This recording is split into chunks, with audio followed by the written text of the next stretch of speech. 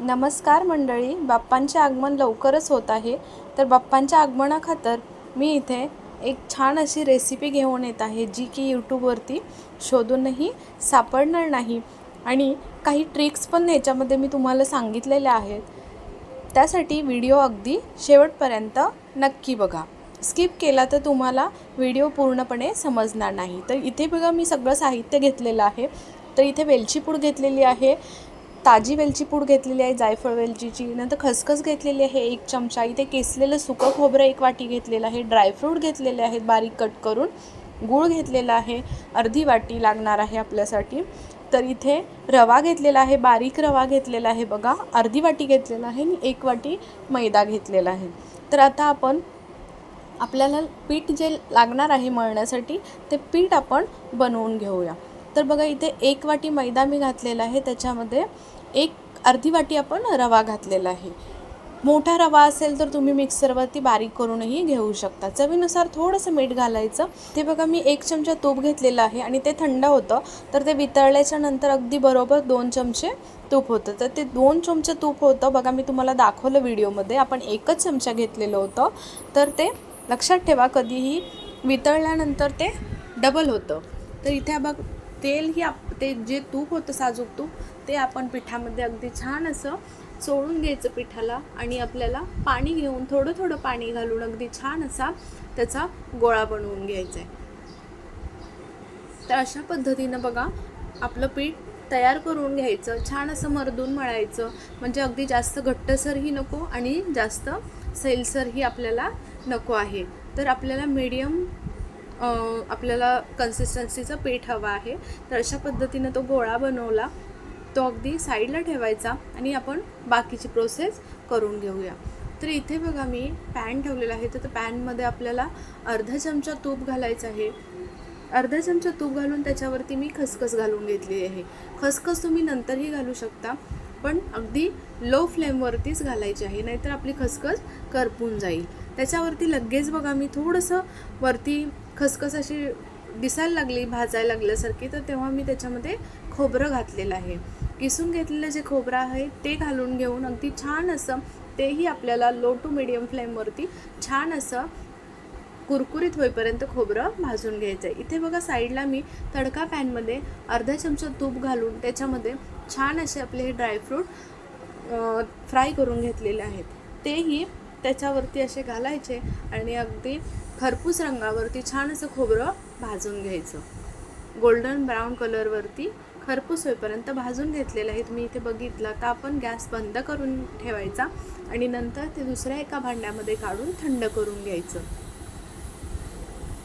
अशा पद्धतीनं आपलं 20 मिनिटानंतर इथे थंडही झालेलं आहे, बघू शकता. आता याच्यामध्ये आपल्याला गूळ घालायचं आहे सारण बनवण्यासाठी. तर ह्याच्यामध्ये जो किसून घेतलेला गूळ आहे तो आपण घालून घेऊया.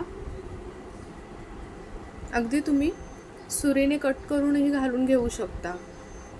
तर किसून घेतलेला हा मी गूळ त्याच्यामध्ये छान असं एकजीव करून घ्यायचा, मिक्स करून खोबऱ्याच्या किसाला छान असं चोळून मिक्स करून घ्यायचं अशा पद्धतीनं. आणि बघा, इथे मी वेलची जायफळची अगदी ताजी पूड बनवलेली आहे, तीही 1 चमचा घातलेली आहे. तीही छान अशी लास्टला त्याच्यामध्ये मिक्स करायची. आणि अशा पद्धतीनं बघू शकता, आपलं सारण इथे तयार झालेलं आहे. आता सारण एका साईडला ठेवून द्यायचं आणि आपला जो पीठ भिजायला ठेवलं होतं आपण 15-20 मिनिटासाठी, तर ते पीठ घ्यायचं आणि पिठाचे छान असे गोळे बनवायचे. त्यासाठी पीठ 1-2 वेळा छान असं पळपुटावरती मर्दून घ्यायचं, म्हणजे आपल्याला छान असे त्याचे गोळे करायला येतात. अगदी तुम्ही आपण करंजीसाठी जसं बनवतो तशा पद्धतीनंही तुम्ही करू शकता. पारी लाटून घ्यायची आणि अगदी चारी बाजूनी छान अशी लाटून घेऊन ही पारी आपल्याला त्या वाटीमध्ये आपल्याला ठेवायची आहे. ठेवली की अगदी छान असा खोलगट भाग तयार होतो आणि त्या भागामध्ये आपल्याला हे सारण भरायचं आहे. अगदी पाहिजे तेवढं आपण त्याच्यामध्ये 1 चमचा 2 चमचे सारण असं छान असं भरून घ्यायचं. गच्च सारण भरलं की अगदी छान गुबगुबीत, कुठेही पोकळ राहत नाही, छान असं आपली मोदक तयार होतो. आता याच्यामध्ये सारण भरून झालं की आपल्याला अगदी त्याच वाटीमध्ये तुम्ही साईडनं ज्या कडा आहेत त्या कडा एकावरती एक असं घालून चिमटीने असं मिटवत येऊन अगदी छान असं एकत्र आणून मध्ये आणून त्याचं तोंड असं बंद करायचं आहे. बंद करून अगदी छान असा मोदक तयार होतो. पण अशा पद्धतीने मी तुम्हाला दाखवते. मी साईडला काढून घेतलेलं आहे, मला वाटीमध्ये काही ते जमलं नाही आहे. तर तुम्ही करू शकता. माझी अगदी हे झालेलं आहे वाटी. तर इथे बघू शकता तुम्ही छान असं कळ्या पाडून घ्यायचे. तर कळ्या पाडताना बघा अगदी अंगठ्याजवळचं 2 बोटं आणि अंगठा अशा 3 बोटांनी आपल्याला या पाडायच्या आहेत. अगदी लास्टच्या टोकापर्यंत खालपर्यंत बघा अगदी मिटवून घ्यायचे आहेत मस्त चिमटीने. आणि अगदी छान असा गुबगुबीत भरलेला आहे, कुठेही पोकळ राहिलेला नाही आहे मोदक. अशा पद्धतीने आपल्याला मोदक तयार करायचे आहेत. वाटी नाही यूज केली तरीही चालेल आणि वाटी केली तरीही चालेल. या आपल्याला पाकळ्या पाडायच्या नसतील, येत नसतील तरीही तुम्ही अगदी छान असे मिटवत येऊन अगदी जवळजवळ चिमटीने मिटवत येऊन पळपुटावरतीही कशा पद्धतीनं आपण पारी ठेवून त्याचे मोदक बनवू शकतो तेही मी तुम्हाला इथे पुढे दाखवणार आहे. बघा अशा पद्धतीनं त्याचं तोंड बंद करून घेतलेलं आहे. हातावरती थोडंसं असं घोळवून घ्यायचं म्हणजे छान असा आकारही येतो आणि अगदी छान असं तयार होतात. त्याचे तोंड जे आहे ते अगदी छान असं बंद करून घ्यायचं म्हणजे तेलामध्ये आपले मोदक सुटत नाहीत. बघा छान वाटतात आहे, कळ्याही छान दिसतात आहे. मला एवढ्या परफेक्ट कळ्या जमत नाहीत तरीही तुम्ही सांगू शकता जमलेत की नाही ते. मी प्रयत्न केलेला आहे. अशा पद्धतीने बघा दुसरीही लाटून घ्यायची आणि हे जे आत्ता मी लाटून जो आपण बनवलेला मोदक होता तो असा कॉटनच्या कपड्यामध्ये आपण सारण कसं आपलं करंजी जसं ठेवतो त्याच पद्धतीनं ठेवून घ्यायचे. म्हणजे कसं आपले बाकीचे मोदक होईपर्यंत तो मोदक सुकला जात नाही किंवा कडक होत नाही. तर इथे बघा दुसराही मी तुम्हाला हातावरतीच असा भरून दाखवला. खोलगट हातावरती असा तळ हातावरती असं छान पारी घ्यायची, त्याच्यामध्ये सारण भरायचं जेवढं हवं तेवढं आणि नंतर आपण अशा पद्धतीनं बघा मिटवून घेत यायचं आणि छान असे एकत्र आणून त्याचं तोंड बंद करायचं. अबदारी अगदी वरच्यावर असं एकत्र आणायच्या सगळ्या पाकळ्या आणि तोंड बंद करायचं. अशा पद्धतीने बघू शकता छान असे मोदक तयार होतात आणि तुम्हीही बनवू शकता. आणि माझी या ट्रिकनी हे सगळे मोदक कसे वाटले तुम्हाला तेही नक्की सांगा. आता सगळे मोदक आपले तयार झाले की आपण नंतर त्यांना एकाच वेळी तळायला घेऊया. तर बघा इथे दाखवला हाही मोदक छान असा तयार झालेला आहे. कुठेही फुटत नाहीत आणि पारी लाटताना आपली पातळ लाटायची नाही, कारण कधी कधी काय होतं की पातळ लाटली की फुटण्याची वगैरे कुठेतरी फाटण्याची शक्यता असते. इथे बघा तुम्ही सगळे आपले मोदक तयार झालेले आहेत आणि तेलही कढईमध्ये गरम करायला ठेवलेलं आहे. इथे मी दाखवते तुम्हाला तेल कशा पद्धतीचं गरम हवं आहे. तर आपण गोळा टाकला तर तो अगदी थोड्या वेळाने वरती येतो म्हणजे अगदी परफेक्ट आपलं तेल तयार आहे, तळणीचं तेल. तर इथे तुम्ही बघू शकता जेव्हा आपण मोदक टाकतो तेव्हा मीडियम फ्लेमवरतीच असावा गॅस आणि मीडियम फ्लेम लो टू मीडियमवरतीच आपल्याला छान असे मोदक तळून घ्यायचे आहेत.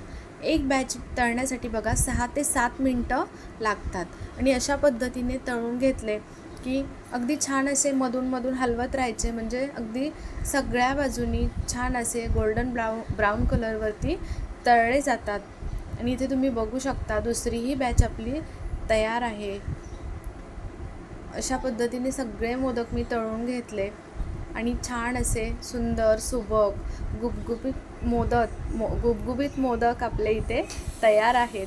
मोदक म्हटलं की कसं अगदी गुबगुबीत सुंदर सुबक असायला पाहिजेत, तशा पद्धतीचे कुरकुरीत आणि 15 ते 20 दिवस टिकणारे आपले हे मोदक इथे तयार आहेत. माझ्या या ट्रिकने तुम्ही नक्की बनवून बघा आणि या पद्धतीने मी जी दाखवली ही पद्धत तुम्हाला कशी वाटली नक्की कमेंटद्वारे सांगा. आणि तुम्ही बघू शकता मी एक तुम्हाला फोडूनही मोदक दाखवलेला आहे. अगदी छान असं सारणही त्याच्यामध्ये भरलं गेलं आहे. आणि अशा पद्धतीनं जेव्हा आपण सुकलेल्या खोबऱ्याचं जेव्हा सारण बनवतो आणि गूळ घालून बनवलं ना अप्रतिम लागतात. नक्की ट्राय करा, खव्याच्या सारखी अगदी टेस्ट येते. आजची ही रेसिपी आवडली असेल तर प्लीज लाईक शेअर आणि सबस्क्राईब करा. आणि इथे आपले गुबगुबीत छान मोदक तयार आहेत. अगदी बाप्पांच्या दर्शनासाठी कोणीही आलं तरी त्यांच्या हातावरती आपण अगदी पटकन ठेवू शकतो. असे हे 15 दिवस टिकणारे, 15 ते 20 दिवस टिकणारे मोदक आपले तळणीचे तयार आहेत. आजची ही रेसिपी कशी वाटली नक्की कमेंटद्वारे सांगा. मित्रपरिवारांमध्ये शेअर करा, म्हणजे आपल्या या पद्धतीने मोदक बनवून तेही त्यांचा आनंद अगदी छान प्रकारे लुटतील. आणि या पद्धतीने नक्की बनवून बघा. आणि माझी ही ट्रिक आवडली असेल, रेसिपी आवडली असेल तर नक्की लाईक करा. नंतर भेटूया अशाच एका छान चमचमीत रेसिपीसोबत. तोपर्यंत धन्यवाद.